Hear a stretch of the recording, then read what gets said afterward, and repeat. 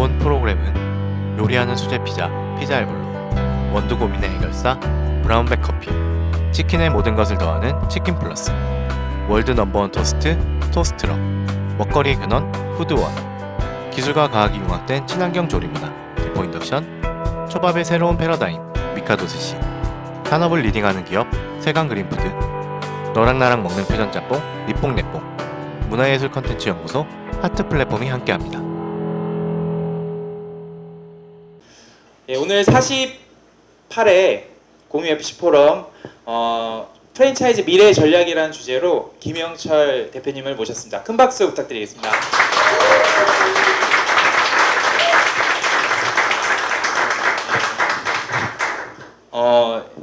저희가 특별 포럼을 1년에 한 2번 정도 하잖아요. 원래 저희 취지는 이제 저희 실무자분들, 저희 회원이신 분들이 발제해서 강연을 통해서 지식 공유를 하는 건데 1년에 2번 정도는 이제 외부에 저희 저명하신 분들을 좀 초대하는 행사를 하는데 1월 달에 저희가 제주도에서 특별 포럼으로 성대하게 했고 이번에 다시 제가 특별 포럼을 준비하면서 정말 강력하신 분을 초대해야 되겠다는 사명감을 가지고 막 수소문을 했는데 다행히도 제가 포럼에는 안 나오시는 분인데 N사에 계시는 분인데 제가 좀 추천해 줄 분 있냐 하니까 그냥 망설이지 않고 추천해 주셨고 혹시 추천하면 섭외까지 되냐 그게 섭외 된다고 그렇게 말씀하시더라고요. 그래서 이게 웬 땡큐 이러고선 했더니 도와주셨더라고요. 그래서 근데 경력을 보고선 저는 좀 놀랐어요. 저희 직장인들이 이제 갈망하는 그런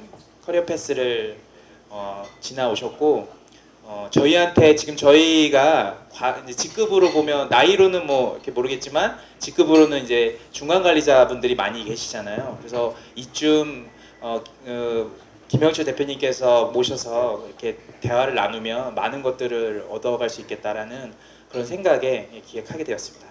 저희 책을 혹시 최근에 책이 나왔습니다. 근데 사실은 저는 토크 콘서트를 해야 되니까 질문을 해야 되니까 책을 볼 수밖에 없는 사람이긴 하잖아요.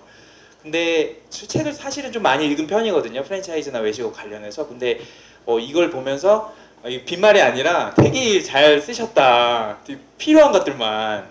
그러니까 정말 이걸 실무자들 중에 특히 한 3년차, 5년차들 정도 되시는 분들이 보면은 되게 도움이 될 만한 되게 유익한 책이다라는 생각을 했고요. 열심히 재미있게 읽었습니다. 그래서 책에 있는 내용 중에서 여러분들의 사전 질문지를 받았는데요. 사전 질문에 폐해가 있어요. 제가 사전 질문을 항상 받을 때는 특별 포럼 할 때는 선착순으로 하잖아요. 그러니까 막 날림 질문이 막 많은 거예요. 이 질문을 근데 저도 바쁘잖아요. 저도 일을 하니까 그래서 이거를 최소한 이렇게 정리해가지고 이제 했는데 그래도 좀 아쉬워서 제가 책에서 기반한 질문들을 중심으로 이렇게 하고 겹치는 질문들이 아마 많이 계실 거예요. 그리고 사전 질문 중에 재밌거나 되게 직설적이거나 우리 또 직설적인 거 좋아하잖아요. 편집이 가능하니까 직설적인 질문들 이런 거 비화, 야화 막 이런 것들 중심으로 질문을 던져보겠습니다. 현장 질문 가능한데요. 조금 이따 2부 때. 처음에 첫 질문을 좀 드려볼게요. 아까 자기소개로 제가 드리려고 했던 그 질문은 해결이 된 것 같습니다. 프랜차이즈 입문한 계기 이런 것들이 좀 궁금했고요.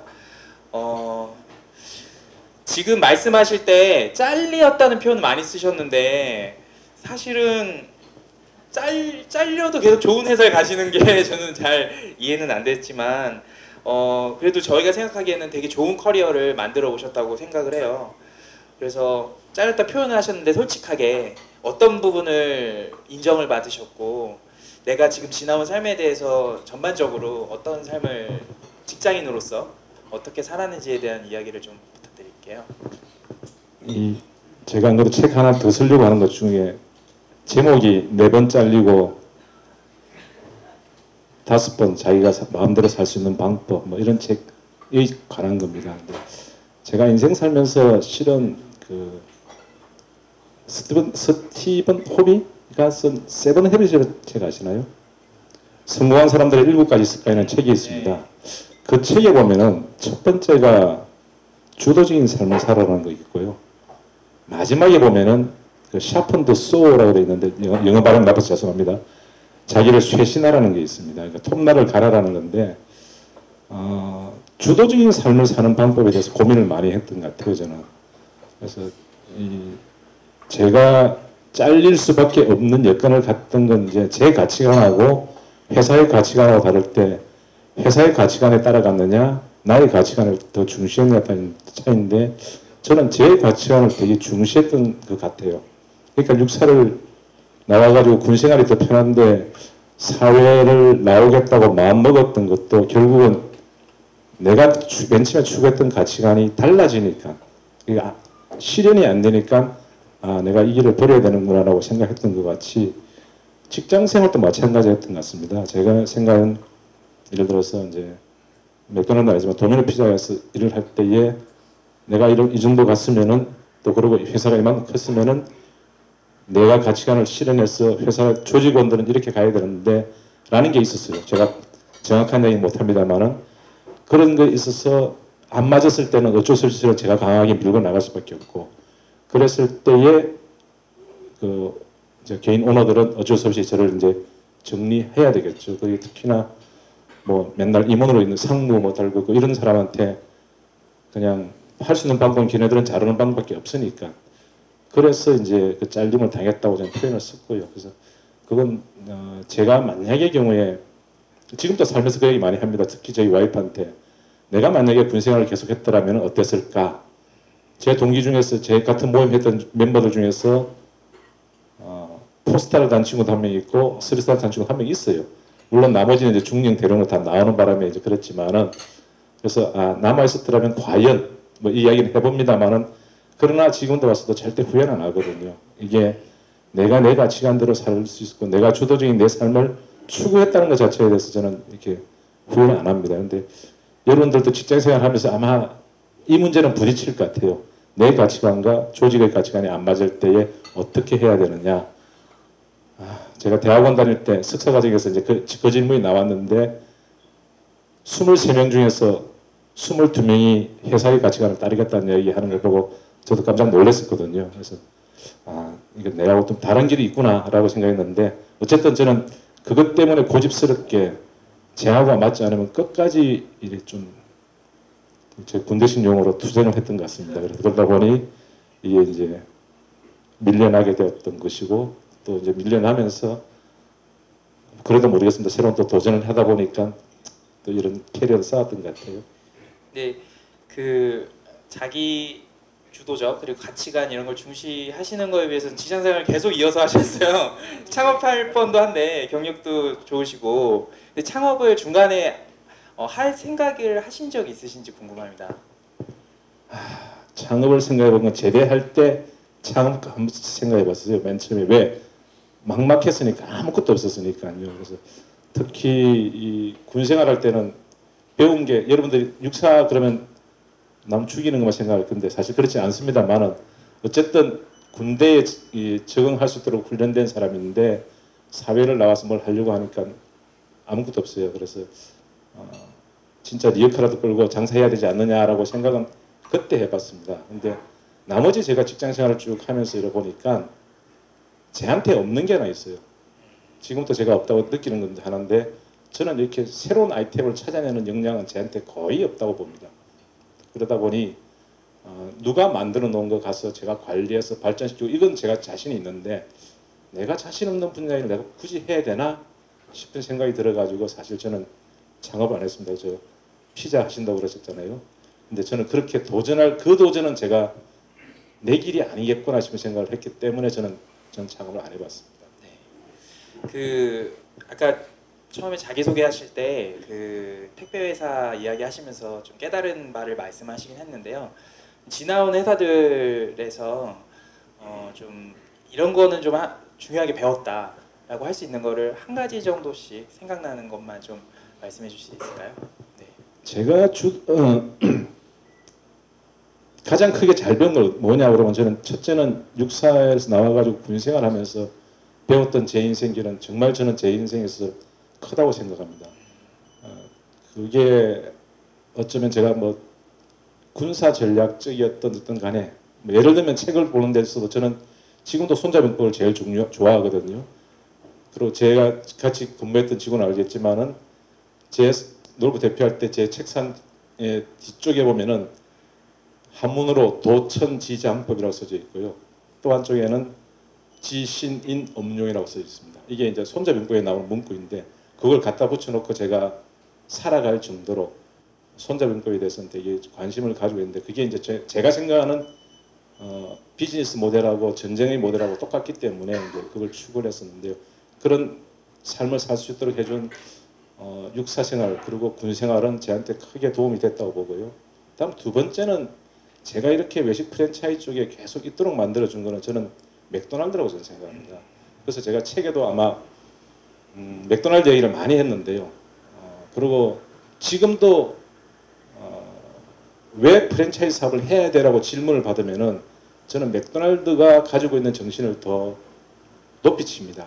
그러니까 맥도날드를 창업했던 사람, 그 맥도날드 형제 말고 그걸 크게 만든 레이 크락이 했던 말 중에서 참 좋은 말이 가맹점주가 먼저 잘 돼야지 내가 다음 백만장자가 된다. 그래서 가맹점주가 백만장자가 되도록 만들어주는 게 내가 할 일이라고 했던 그 철학이 저는 아직도 있다고 보거든요. 그래서 그걸 저는 잘 배웠던 거 아닌가 생각을 하고요. 그 다음에 깊이 들어가 보면요. 나중에 가서 좀 더 얘기 될는지 모르겠는데 그 프랜차이즈 시스템이 갖고 있는 특성을 보면은 가맹점이 잘 돼야 되는 거지 않습니까?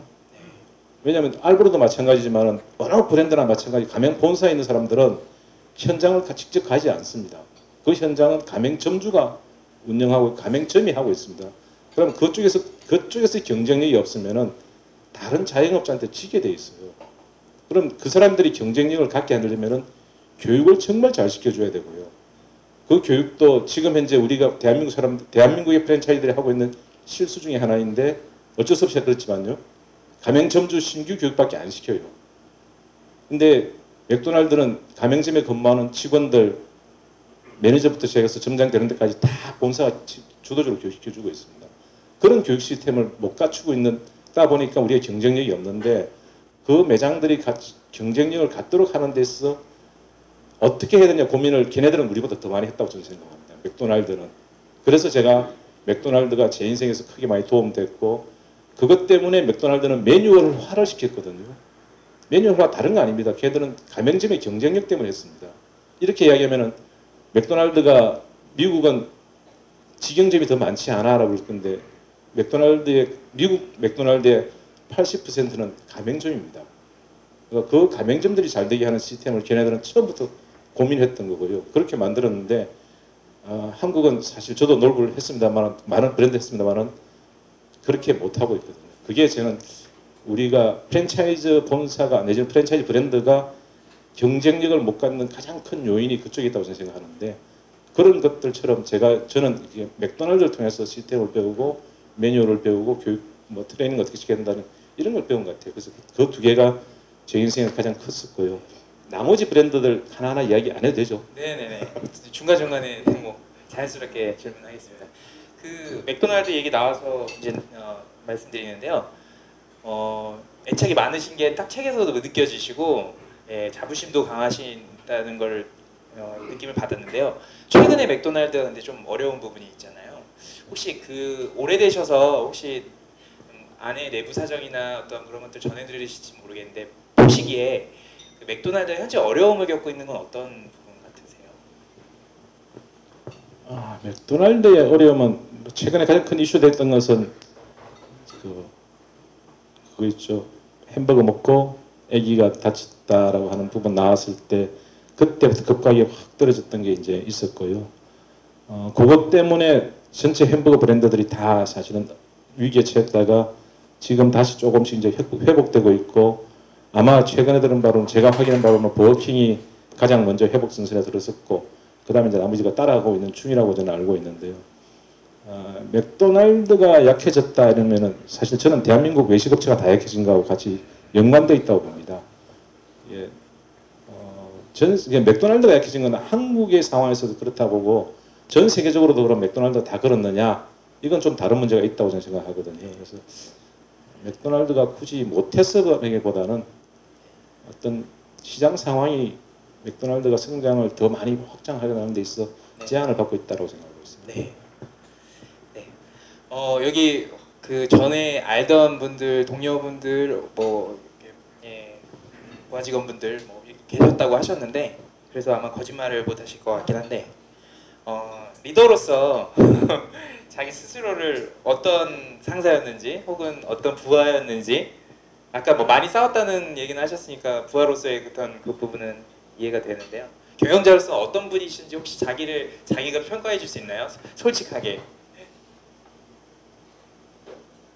가장 어려운 질문이고요. 이건 대답을 안 해도 되지 않을까 싶었는데 네, 그래요. 나중에 저희 다른 사람들이 보고 나서 야 말도 안 되는 소리 했다 그럴까봐 나중에 저쪽에 있는 저 김필수 이사님이나 허욱 부장님한테 한번 여쭤보시죠. 네, 알겠습니다.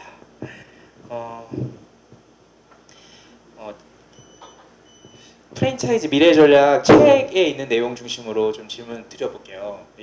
이런 지금 이 책에 있는 내용들 꼭지 하나마다 사실 여기 계신 분들이랑 토론을 하면 되게 좋을 정도로 좋은 내용들이 많이 있었어요. 일단 제 기준으로 발췌를 한 건데 일단은 저희 지금 프랜차이즈가 작년 뭐 재작년부터 해서 계속 되게 힘든 시기를 보내고 있잖아요. 근데 이제 업계에서 그래도 많은 족적을 남기신 분으로서 어떤 느낌을 가지고 계시는지 궁금합니다. 저희 프랜차이즈 시장에 대해서 어떤 소회를 가지고 있으신지요?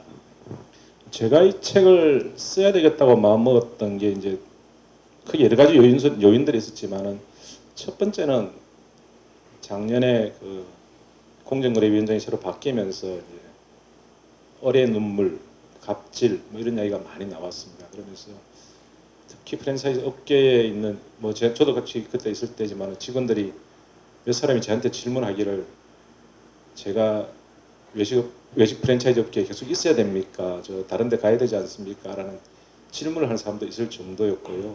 직원들마저도 그 다음에 프랜차이즈 본사를 운영하는 대표들 만나면은 참 어렵다라는 얘기 많이 했었습니다. 그게 결국은 프랜차이즈 산업이 이제 이렇게 위기에 처하게 되는 계기였다고 저는 생각하는데 제가 생각했을 때 프랜차이즈 산업이 그렇게 망할 비즈니스 모델은 저는 아니라고 저는 생각했거든요. 지금도 그렇게 생각하고 있고요. 그래서 이걸 누가 어떻게 잘 하느냐에 따라서 결과는 달라질 것인데 그게 원인이 뭘까를 내가 한번 정리를 해보자라는 게 첫 번째 목적이겠고요. 두 번째는 제가 이제 맥도날드 처음 들어갈 때 그때 95년도였는데 그 당시에 처음 들어가면서 아까 제가 말씀드린 제가 군인이었기 때문에 배운 게 없어요. 그래서 이제 외식업이 뭐지? 영업 관리를 어떻게 해야 되지? 프랜차이즈가 뭐지를 공부를 하고 싶은데 볼 게 없습니다. 물론 제가 못 찾은 것도 있겠지만 그 당시에 참 이쪽에 대한 부분에 대한 책이 너무 없다. 강의도 없었고요. 그래서 이게 내가 한번 내가 시작할 때는 없었지만은 지금 현재 상황은 이제 다른 사람도 많이 하긴 합니다. 근데 저도 제가 나이 50 세대였을 때 그 프랜차이즈 석사 과정을 들어가서 이제 들어갔으니까요. 되게 늦게 했지만은 그때 들어가서 이렇게 배워보면서 야, 순 엉터리 가르치네 이런 느낌이 많이 들었어요. 그래서 내가 생각하는 프랜차이즈는 이런 건데라는 것을 내 스스로가 한번 23년 했으니 정리 한번 해보자 싶은 욕심을 가지고 한번 정리를 해봤었습니다. 네. 그 가맹 사업이 되게 많은 비판을 받고 있는데 그 비판을 받는 이유들을 되게 많이 나열하셨는데요. 그 중에 하나로 이제 제가 좀 생각했던 게 가부장적인 문화가 있고 그로 인해서 커뮤니케이션이 좀 잘 되지 않는 부분을 되게 중요한 이유로 말씀하셨거든요. 근데 저는 오히려 맥도날드도 그렇고 매뉴얼이나 이런 것들이 잘 돼 있다는 그런 선입견 그리고 또 육사를 나오셨고 그래서 오히려 더 군대 조직 같은 가부장이나 군대 조직과 같은 동의어는 아니겠지만 그런 거에 더 익숙하실 텐데 어떤 그런 가부장적인 문화들로 인한 커뮤니케이션이 지금 프랜차이즈 사업이 비판받는 이유 중에 하나다라는 말씀하셨는데 그거에 대한 설명 좀 부탁드리겠습니다. 원래 저 학문적으로 이야기하면요, 그 관계 속성상에 있어서 신뢰를 가맹본부하고 가맹점주 간의 신뢰를 형성하기 위해서 필요한 게 뭐냐라고 하면은 지원, 커뮤니케이션, 교육인가? 하여튼 뭐 그렇게 돼 있는 중에 있습니다. 근데 그 커뮤니케이션이 신뢰를 형성하는데 되게 중요한 부분가 틀림없는데 우리도 그렇죠. 집에서도 아버지하고 자식하고 관계상에서 대화가 많은 집하고 없는 집하고는 차이 나게 돼 있는 부분이거든요. 근데 제가 이제 외식업계에 와서 보니 맥도날드 있을 때는 저 가맹점주하고 가맹본부하고 커뮤니케이션 참 많이 합니다.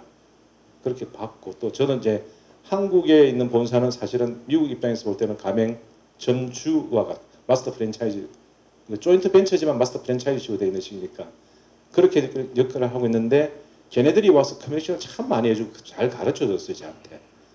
그랬는데 제가 이제 한국의 외식기업에 들어와 보니 안 해요. 그냥 시키면 시킨 대로 해. 그 당시에는 왜?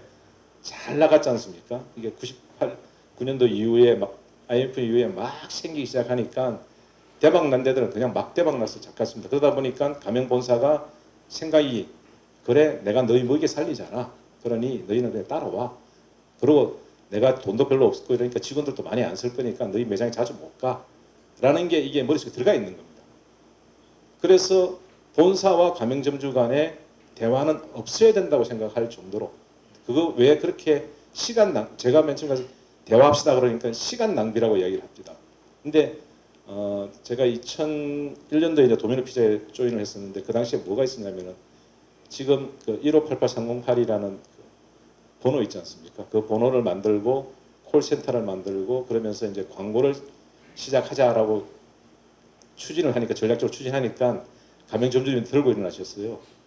왜 내 번호를 뺏들어가느냐. 알고로는 지금 어떻게 하는지 모르겠습니다만은 그 당시에는 각 매장이 자기 번호를 가지고 있었거든요. 그래서 그게 양도양수할 때 그게 재산이었습니다. 내 고객이 이만큼 내 번호를 가지고 오기 때문에 내 번호가 없어지면은 내 권리금이 사라진다. 라는 논리를 가지고 이제 점주님들은 반대를 하시고 근데 본사 입장에 봤을 때는 내가 브랜드를 계속 알리고 싶은데 광고 시작하고 나서 1588308이 들어가는 거하고 없이 알아서 주문하세요 들어가는 거하고 다르지 않습니까? 그래서 이 설득을 하는 작업을 들어가다 보니까 이제 모임을 하시는 거예요. 자기들 자체에서 모이십시오. 모이면은 저희가 가서 설명하겠습니다라고 해서 그 사람들하고 6개월 동안 제가 이제 저는 그때 영업 본부장이니까 책임지고서 이제 점주님들하고 그 대표들 오라고 해가지고 계속 만나고 미팅하고 술 먹으러 다니고 이러면서 이야기를 했어요. 그러니까 6개월 정도 되니까 합의점이 찾아지더라고요. 그렇게 진행을 하면서 이제 풀어봤던 경험이 있는데 그때 가맹점주들 보고 그러면 당신들 모임 계속 하시라.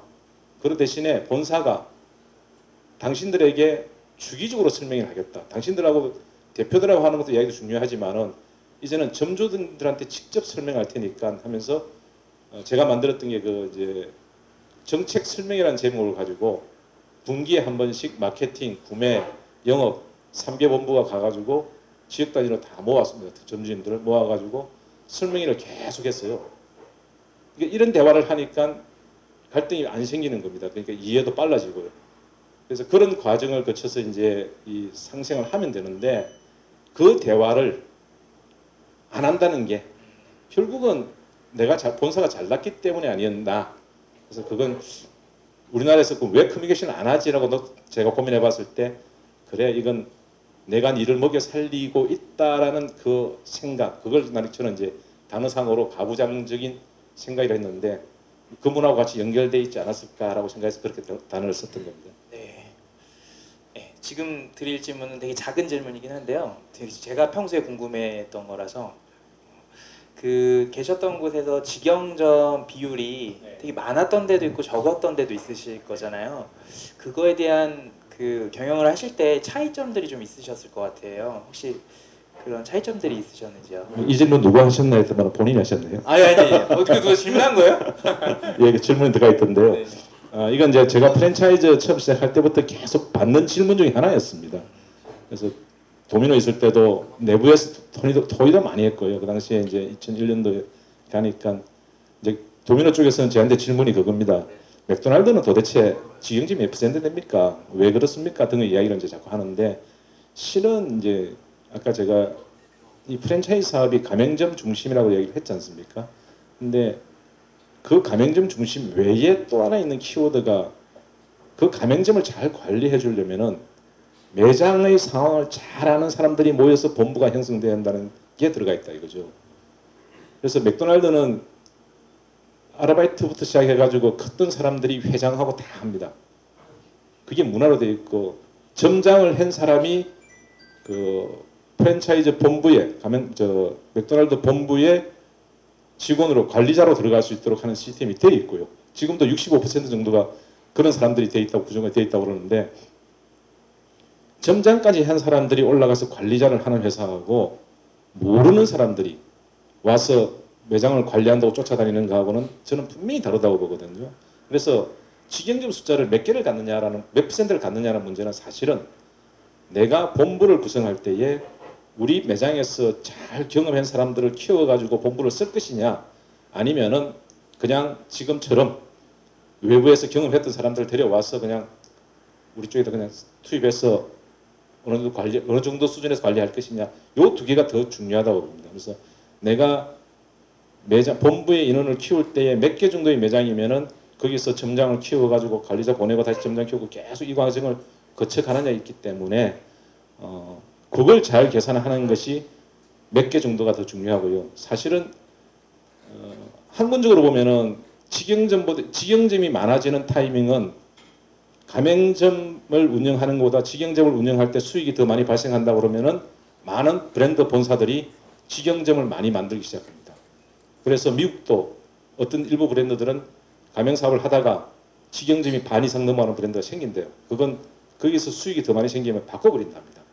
그래서 그 두 가지가 사실 같이 들어가야 되거든요. 그래서 내가 본사를 어떻게 키울 것이냐의 문제하고 그 다음에 직영점 수익하고 가맹점 수익이 어디에 더 크냐라는 것 따라서 이제 이건 정책적으로 바뀌기 때문에 꼭 퍼센테이지가 몇 퍼센트 돼야 된다 이건 아닌 것 같아요. 그러나 질문을 한다면은 거기에 대한 질문을 하자면은 보통 맥도날드 애들이 그러는 게 한 20%에서 25% 정도는 갖는 게 좋습니다라는 이야기를 합디다. 근데 그건 계산을 해서 하는 이야기인지 어떤지 모르겠지만은 그 이야기를 이렇게 하고 있고 미국 애들이 그렇게 이야기하는 걸 제가 들었습니다.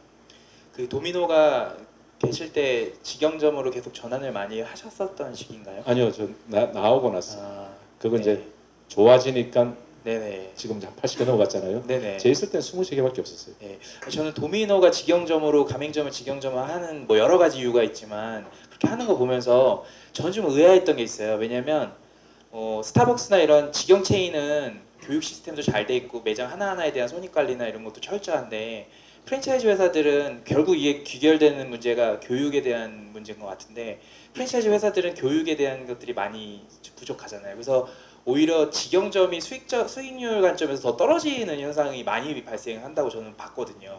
그래서 직영점으로 계속 많이 늘려나가는 게 와 저기는 교육 시스템이나 매뉴얼들이나 이런 게 철저하구나 이런 생각을 했었거든요. 아니죠, 그게 이제 네. 사실 가맹점을 운영해서 할 때 지금 대한민국에서 뭐 퍼센테이지 5%를 받던 네. 런닝라이트 5%를 받던 식자재에서 몇 퍼센트를 받던 거에 비해 보면은 매장 하나에서 얻을 수 있는 수익이 뭐 1,000만 원, 2,000만 원 넘어가기 쉽지 않지 않습니까? 네네. 도미노도 마찬가지거든요. 그렇게 해서 한 매장에서 얻을 수 있는 수익이 한 2, 300 된다, 한 2, 300 넘겠죠. 한 1,000만 원 정도 된다고 하면은 내가 운영해서 3,000만 원 만들 수 있다고 그러면 만드는 거죠. 그렇게 해서 넘어가는 거지. 거기다가 플러스 알파의 목적도 하나 있지 않았냐는 설도 있습니다. 네. 그건 제가 그 회장하고 이야기 안 해봤기 때문에 잘 네. 모르겠습니다. 맞습니다. 네, 알겠습니다. 더 계속 강조하셔가지고 이 질문은 드려도 되나 하는데 그냥 그래도 중요한 질문 같아서 하나 드리려고 합니다.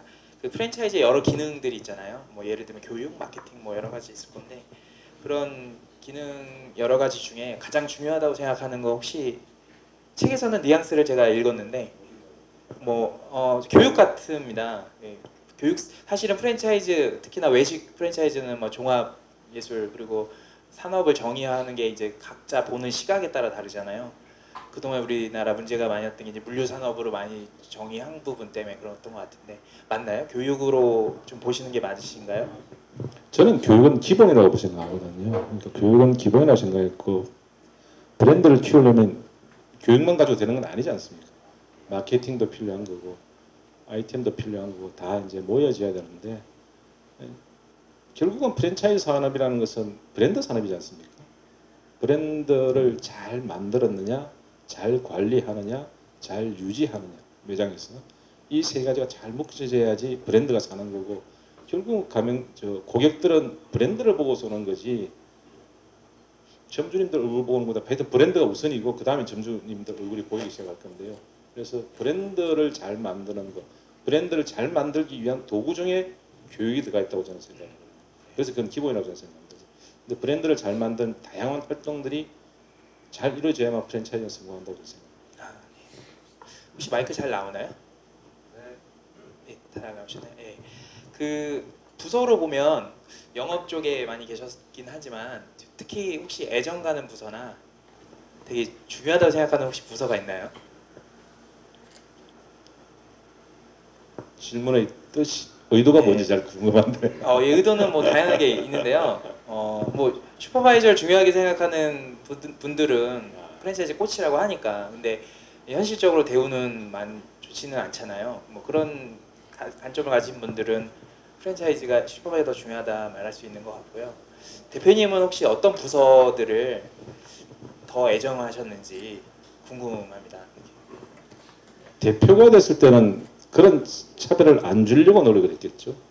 그 차별을 둔다는 것은 저는 좀 이상한데. 네. 근데 제가 생각할 때에 하여튼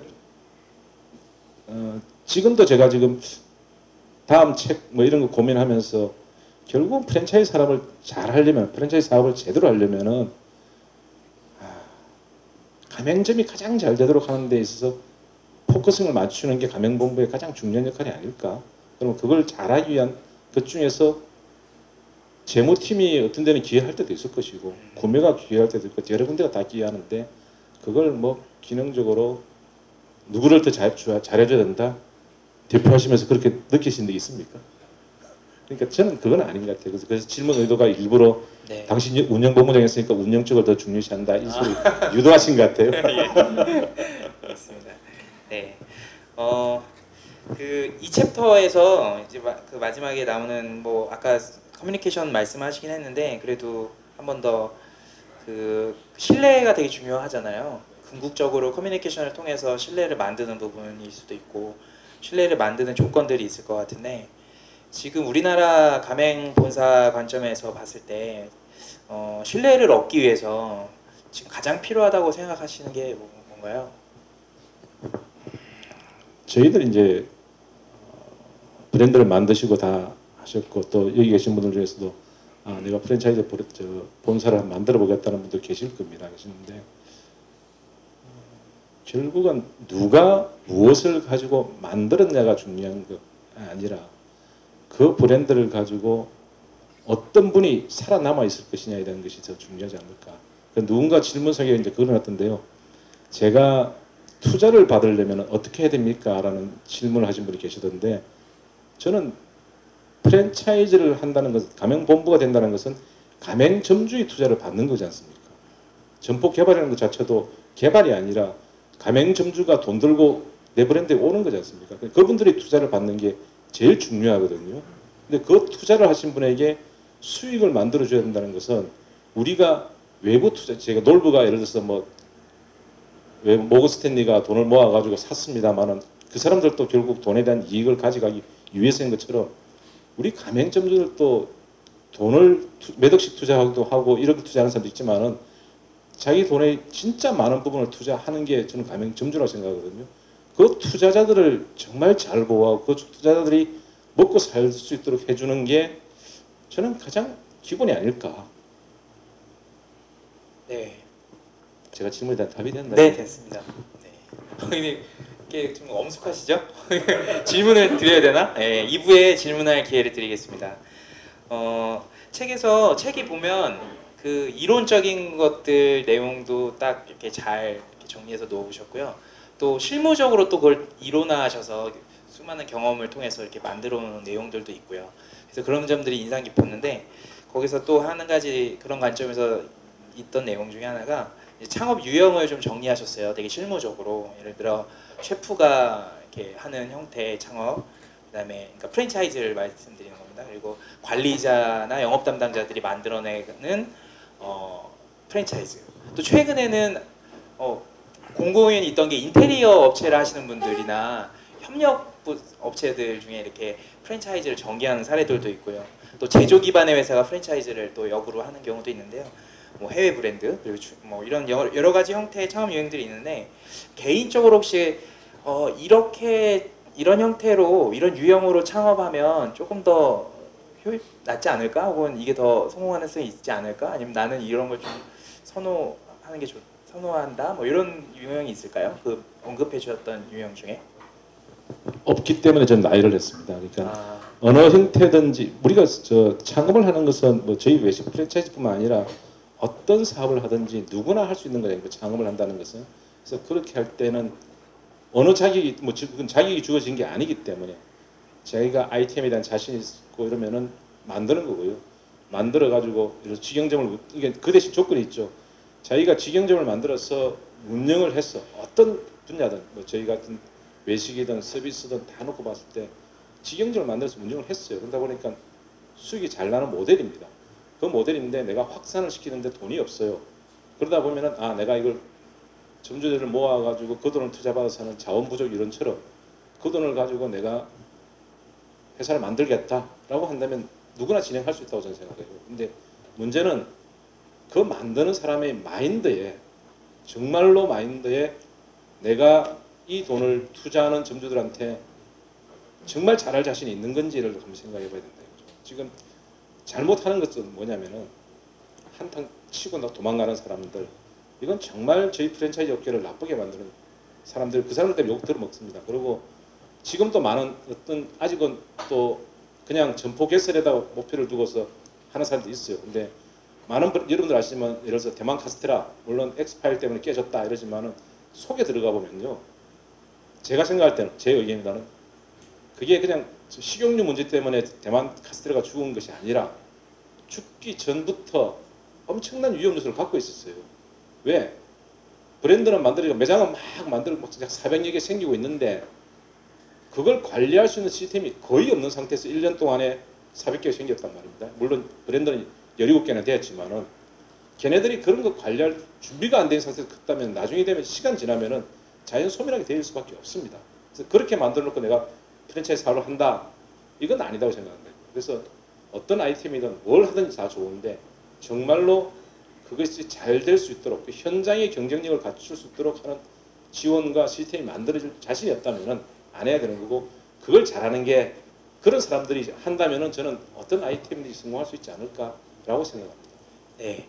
그 여기 회원분 중에도 아까 창업 유형 중에 과거에는 되게 활발했는데 요새는 좀 둔화된 창업 방식이 하나 있어요. 그러니까 해외에서 브랜드를 수입하는 거, 마스터 프랜차이즈든 뭐 이런 유형의 창업이 현재 국내에 좀 다소 좀 소강 상태라고 해야 되나 그렇게 느껴지는데요. 맥도날드를 경험하셨고 조금 뭐 정착돼 있을 때 도미노도 경험하셨고 어떻게 생각하세요? 앞으로도 이렇게 수입해서 프랜차이즈 사업을 전개할 수 있을까요? 이게 이제 외식에 관한 질문에 한정되어 있는 겁니까? 안 그러면 다 포괄해서 말씀해 주셔도 됩니다. 네. 어느 업체든지 프랜차이즈는 전 세계적으로 만들어질 거고요. 그 중에서 한국이 못 가지고 있는 브랜드라고 그러면은 누군가는 가지고 들어오지 않을까. 뭐 초콜릿 가지고 들어와서 했던 사람도 있는 것이고, 누구나 한국 시장은 재밌는 시장이지 않습니까? 그 시장에서 키우면 아시아를 들어갈 수 있고 등 느낀다면은 한국에 먼저 들어오겠죠. 그러면은 어떤 브랜드는 전 들어온다고 봅니다. 그래서 지금 가지고 들어오고 싶은 사람들이 한국에 들고 들어와서 경쟁력이 있을 것이냐라는 고민을 하고 있겠죠. 그게 이제 해결만 된다 그런다면은 저는 신규 브랜드는 언제든지 들어올 것이고, 또 여러분들 중에서도 혹시 관심이 있다 그러면 그 공부는 하시는 게 저는 맞다고 저는 생각합니다. 네. 그리고 책에서 또 보면 되게 많이 말씀하셨던 그 부분이 다브랜드에 대한 이야기세요. 추가 브랜드, 다브랜드. 그런데 문제의 현안에 대해서는 되게 많은 지면을 할애해서 이렇게 말씀하셨고, 그 문제를 해결하면 당연히 그게 그 문제를 해소하면 그 당연히 해결이 되는 건데요. 그래도 한번 직접 입으로 말씀으로 다브랜드로 좀 성공하기 위한 방법에 대해서 되게 궁금하거든요. 성공 사례가 많이 없어서 그런 건지 모르겠지만 혹시 생각해 하신 게 있으신지요? 다브랜드로 우리나라 프랜차이즈 회사들이 저도 책에다가 다브랜드 필요합니다까지 썼습니다. 근데 어떻게 네. 하라는 얘기 못 썼는데요. 그 이유는 어려워서 그렇습니다. 하나의 브랜드, 저도 이제 최초를 배운 게 이제 맥도날드 배우고 도미노를 배울 때는 하나의 브랜드를 중심으로 배웠었고, 근데 또 사실 이렇게 맥도날드가 아까 왜 정체합니까? 라고 했는데 400개, 500개 넘어가면 대한민국에서 맥도날드 매장 더 넣을 곳 별로 없습니다. 거기다가 뭐 도미노도 마찬가지고 지금 되면 이제 정체되는 이유 중에 하나가 이제 그건데 시장이 좁지 않습니까? 이 좁은 시장에서 제 생각은 이거거든요. 한국에서 스타벅스나 맥도날드가 안 만들어지는 가장 큰 이유는 한국 시장이 작다는 게 저는 가장 큰 이슈인 것 같아요. 미국에서 만들면은 10,000개, 20,000개를 만들 수 있는 브랜드인데 여기는 한 400개, 500개 넘어가면 더 이상 못 만듭니다. 그럼 본사가 성장할 수 있는 한계가 딱 부딪히게 돼 있거든요. 그러다 이제 해외로 나가야 되는데 해외 나가서 할 수 있을 만큼의 실력을 갖추고 있느냐 우리가. 그것도 지금 미지수입니다. 그러니 결국은 이제 회사를 운영하시는 분들은 항상 느끼겠지만 실은 직원들에게 대우를 잘해주고 싶으면 수익이 나야 되는 부분이거든요. 근데 수익을 내기가 만만치 않으니, 근데 또 직원들은 같이 늙어가지 않습니까?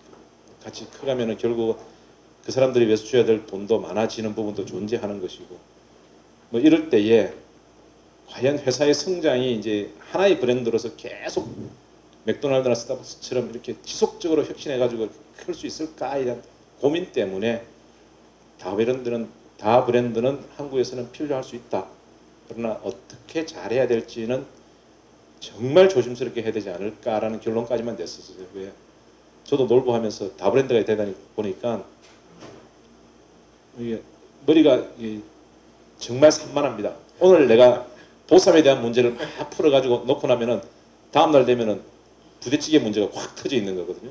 그 부대찌개 문제를 열심히 풀고 나면 통닭 문제 확 터져 있고 이게 막 계속 끊임없이 됩니다. 그러다 보니까 이 경영진도 정신 없게 되는 분야거든요. 그래서 이건 다브랜드의 단점도 분명히 존재한다. 그러나 정말 잘할 수 있는 방법은 각자인 다 맡겨보자 싶어서 제가 네. 결론을 그렇게 냈던 것 같아요.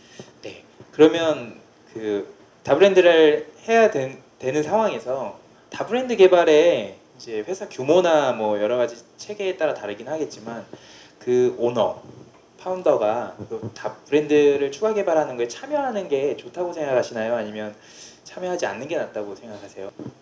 그건 케이스 바이 케이스 같아요. 그러니까 네.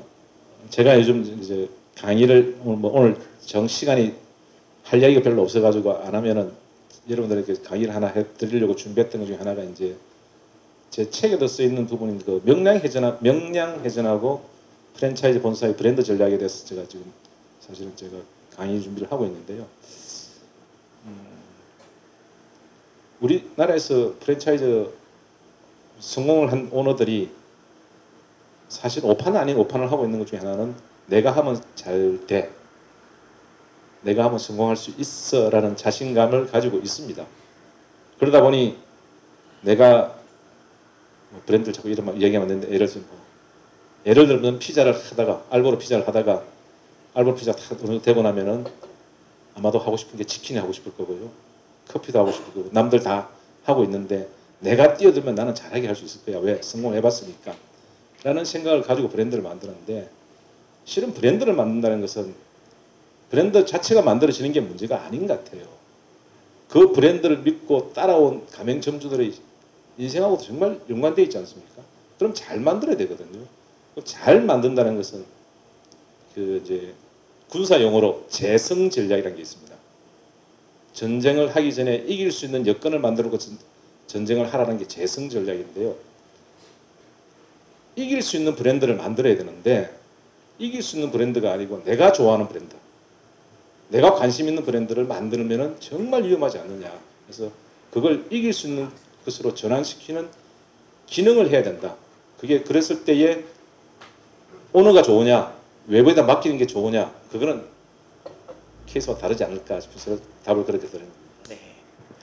그리고 뭐 항상 말씀하실 때 가맹점주님들에 대한 얘기를 많이 하세요. 그러면서 이제 직원 관점에서 뭐 저도 지금 창업을 했지만 직원 관점에서는 좀 서운하다기보다 직원 관점에서 조금 비판 의식이 가질 만한 내용이 있는 거죠. 예를 들어 큰 본사를 지향할 거냐, 작고 효율적인 본사를 지향할 거냐 하면 책에서는 제가 생각하기에는 멀티플하고 점주님에게 몰입이 돼 있고 그다음에 능력이 많아서 작은 본사를 만들 수 있는 그런 팀원들이 있는 회사에 대한 작은 본사에 대한 이야기를 해주셨던 것 같거든요.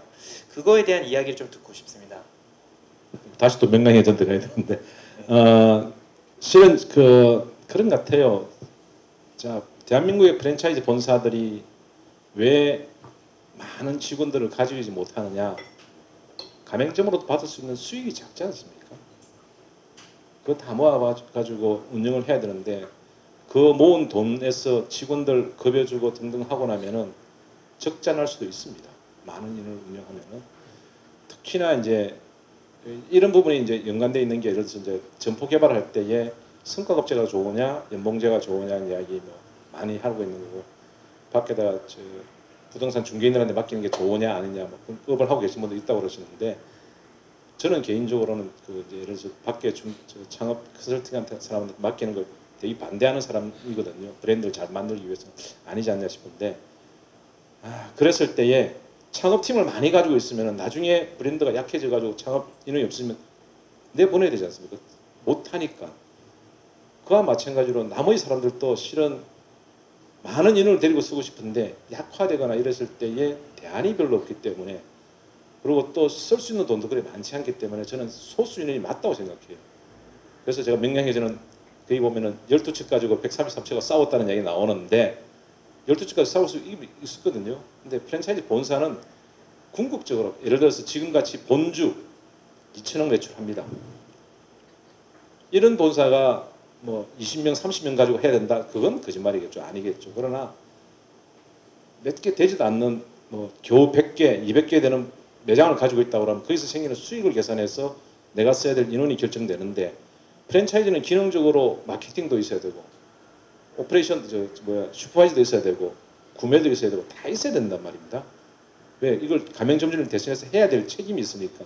이것을 운영하기 위해서 필요한 사람이 각 기능들 너무 많다 보면은 회사는 이제 휘청거릴 수밖에 없을 것이고. 그럼 이건 제가 볼 때는 작은 인을 이렇게 써야 된다.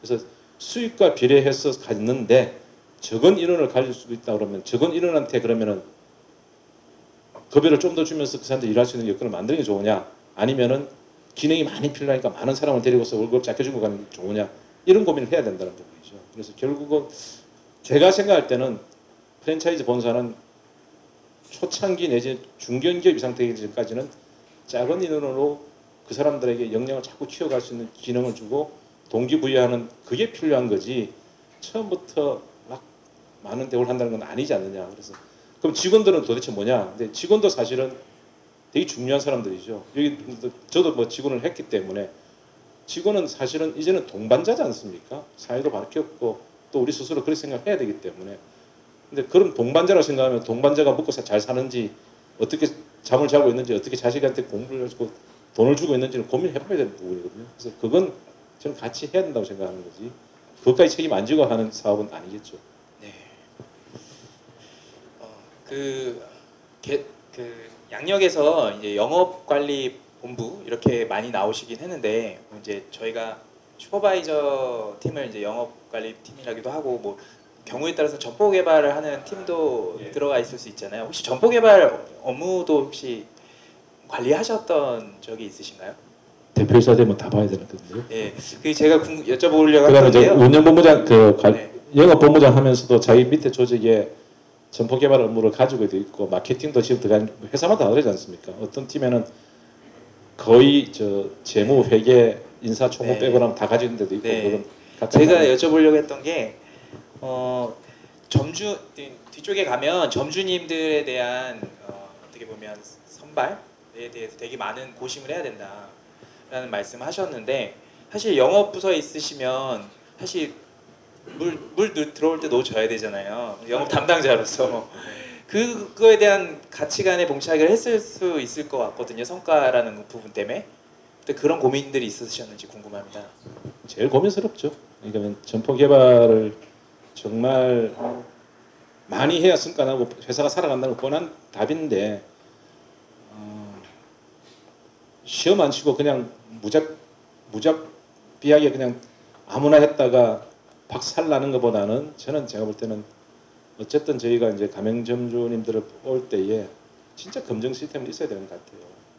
우리가 직원 뽑을 때도 면접을 몇 번 하고 다 이렇게 고민하듯이 가맹점주님 뽑을 때 사실 그 고민 안 하면은 위험하지 않습니까? 그래서 실은 뭐 계속 창업팀하고 이야기하면서 이제 점포개발팀하고 이야기하면서 해라 하면서도 제가 다 못 챙겨도 있겠지만은 그 딜레마 속에서 항상 고민했던 것 같고요. 그러나 원칙은 제가 볼 때는 좋은 가맹점주님을 모시고 사업할 수 있는 길을 찾는 게 맞다고 생각한다면은 그 원칙을 지키려고 노력하는 게 전 답이라고 저는 생각합니다. 네. 오늘 아까 전반에 말씀 많이 하실 때 교육에 대해서 맥도날드 교육에 대해서 많이 얘기해 주셨는데 책에서도 되게 많은 지면 할애를 했는데요. 혹시 더 말씀하시고 싶으신 맥도날드 교육 시스템 저희가 참고할 만한 게 있으면 물론 책을 읽으면 어느 정도 다 이해가 되겠지만 그런 게 있으시면 부탁드리겠습니다. 아까 잠깐 이야기했기 때문에요. 네. 그건 같아요. 그러니까 우리가 교육 시스템을 갖는다는 것은 각 매장이 잘 운영되게 하기 위해서 갖는 게 교육 시스템이지 않습니까? 근데 그 교육 시스템에 있어서 대상을 누구까지로 한정할 것이냐에 대한 문제인데요. 저희는 아직까지 한국에서는 가맹점주만 교육시키면 돼. 그리고 매장에 있는 직원들 교육은 가맹점주가 책임져라고 합니다. 근데 우리 가맹점주님들 사실은 우리 아이템 거의 모르고 들어오는 백지간대의 사람들이 들어왔는데 그 사람들에게 1주, 2주 교육시켜 놓고 그거 가지고 가서 네가 책임지고 교육시켜 이러면은 어떻게 교육시킵니까? 저는 그 사람들 아무 경쟁력 없습니다. 근데 직영점은 사실은 와서 수많은 위에 대표이사부터 시작해서 많은 사람들이 와서 잔소리 해가지고 겨우겨우 해서 깨끗하게 만들고 뭐 이렇게 운영되는데 가맹점을 그렇게 방치해 두고서 내가 프랜차이즈 사업을 잘하고 있다. 내지는 프랜차이즈 가맹점주가 매출을 올려야 돼. 그거 왜 못해? 슈퍼바이저 너 가서 뭐 해? 라고 그러는데 저는 기본인 그 교육을 잘해야 되는데 자 그러면 교육을 시키기 위해서 매장이 몇 개 안 되는데 그 시스템을 맥도날드처럼 다 할 수 있느냐라는 문제가 생깁니다. 그건 제가 볼 때는 그런 것 같아요. 그래서 우리가 어느 정도 수준에 됐을 때 내가 가지고 있는 자금을 투자해서 그런 교육을 시킬 수 있는 구조가 될 것이냐의 문제는 각 브랜드별로 다르기 때문에 고민을 하셔야 되는데 예를 들면 하나 말씀드리면은 자 제가 처음부터 교육을 다 시킬 수 있는 자신이 없어요. 그리고 시간도 없고 돈도 없다면은 제 같으면은 매장 평가 시스템을 만들겠어요. 그래서 암행어사식으로 각 매장을 가서 현장에서 문제가 딱 생기면은 바로 그 자리에 지적하고 바꾸는 역할을 하는 사람들이 전 평가 시스템의 목적이거든요. 교육의 목적이기 때문에 그 팀을 운영해서라도 주구장창 계속 돌리면서 매장을 점검해 주는 게 수시로 불시에 그러면서라도 보완을 해줘야 된다고 저는 생각합니다. 근데 그 보완책을 안 가진 상태에서 해서 내보내고 네가 알아서 해. 그리고 슈퍼바이저 너 왜 개판이야? 매장 왜 매출 안 올라가? 하는 시스템은 그렇게 효율적이지 못될 것이다. 그래서 거기에 대한 교육을 잘할 수 있는 기능, 구조 이 부분은 각 브랜드들이 다 고민을 해야 될 사항이 아닐까라고 생각합니다. 네, 교육에 대한 말씀이 많이 인상적이고요. 장사 엑셀런스 스쿨의 시장이 넓어지는 소리가 들리네요. 네. 그 슈퍼바이저 얘기 나와서 말씀드리는데요. 6C라는 거 보통 슈퍼바이저에 필요한 기능들 다들 아시겠지만 그 역할 중에서 가장 중요하다고 생각하는 혹시 역할이 있으세요? 다 중요하다고 하지 마시고요. 한 가지 나 6시 인정 안 하는 사람인데요. 네. 6시에 보면 카운셀링을 하는데 28, 30 먹은 사람이 가서 50 먹은 사람 카운셀링 가능합니까? 그래서 그건 저는 진짜 수준 됐을 때 이야기, 그 6C가 다 맞다는 건 아니고 그냥 6C가 있다는 얘기를 제가 하는 건데요. 네.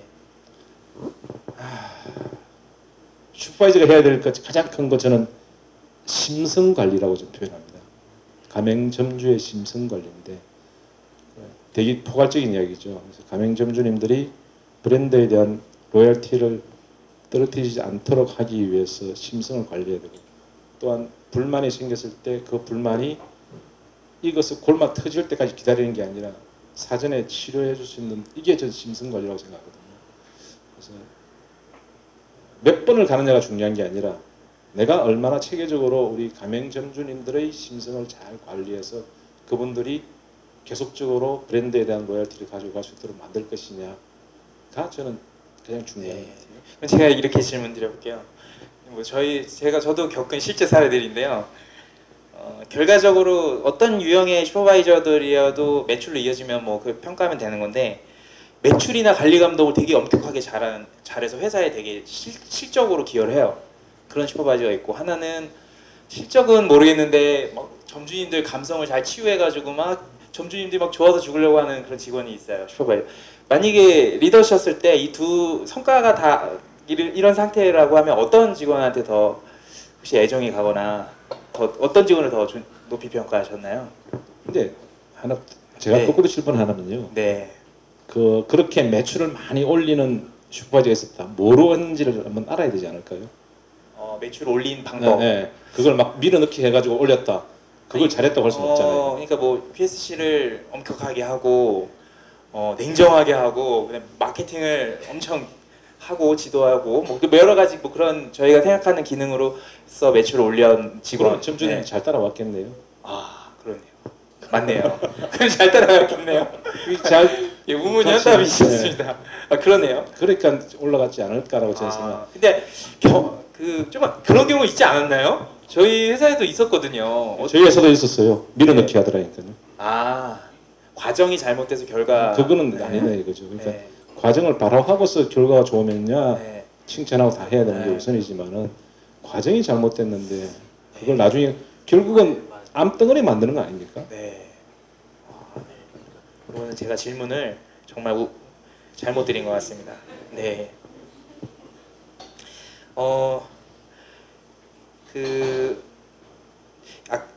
뭐 물론 이것도 역시나 중간중간에 말씀하셨는데 저희가 현장 중심에 대해서 되게 많이 중요하다고 하지만 사실 실제로 현장 중심으로 구현되기가 참 어려운 부분이 있어요. 특히나 이제 인사부 채용 부분에 있어서 프랜차이즈가 되게 급성장을 하다 보니까 경력직 채용들을 많이 하잖아요.